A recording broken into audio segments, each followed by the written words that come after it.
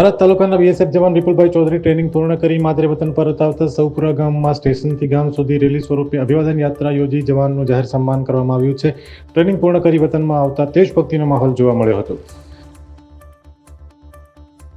જેસરના રાણી ગામ નજીકથી યુવકનો મૃતદેહ મળી આવ્યો હતો, જે મામલે પોલીસે 2 આરોપીઓની ધરપકડ કરી છે. મૃતદેહને લઈને પરિવારે હત્યાની આશંકા રજૂઆત કરતા કાર્યવાહી હાથ ધરવામાં આવી હતી.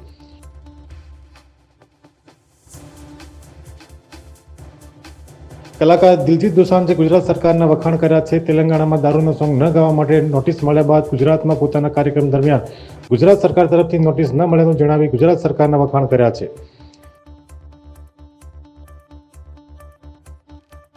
ભાવનગરની શ્રીરામ સોસાયટીમાં સાવકી માતાએ બાળકી ઉપર અત્યાચાર કર્યાની ઘટના સામે આવી છે. બાળકીને ટેપ વડે બાંધીને તેની ઉપર અત્યાચાર કરવામાં આવી રહ્યો હતો. ઘટનાની જાણ આસપાસમાં થતાં મોટો હોબાળો મચી જવા પામ્યો છે.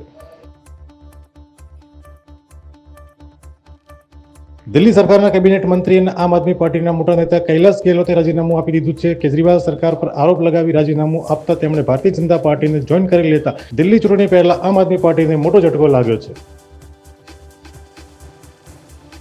લોરેન્સ બિશ્નોઈને લઈને કરણી સેનાના રાજ શેખાવતે ફરી નિવેદન આપી લોરેન્સને ડરપોક માણસ ગણાવ્યો છે અને જેલમાંથી બહાર આવતાની સાથે જ ઠાર કરવામાં આવશે તેવું નિવેદન આપ્યું છે. આ પહેલા પદ્મિનીબા વાળા પણ નિવેદન આપી ચૂક્યા છે.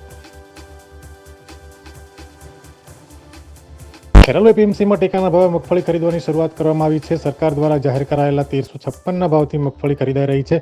સાથે સોયાબીન, અડદ અને મગની ખરીદી પણ કરવામાં આવી રહી છે.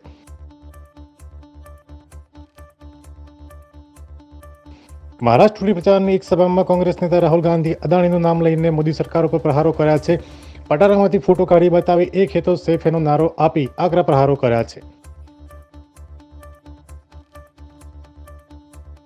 દિલ્હીમાં પ્રદૂષણના મામલે સુપ્રીમ કોર્ટે કડક વલણ દાખવ્યું છે. સ્થિતિની ગંભીરતાને જોતા દિલ્હી એનસીઆરની સ્કૂલોને બંધ કરવાનો આદેશ આપ્યો છે. હાલ દિલ્હીમાં પ્રદૂષણ ભયાનક સ્તરે પહોંચી ગયું છે.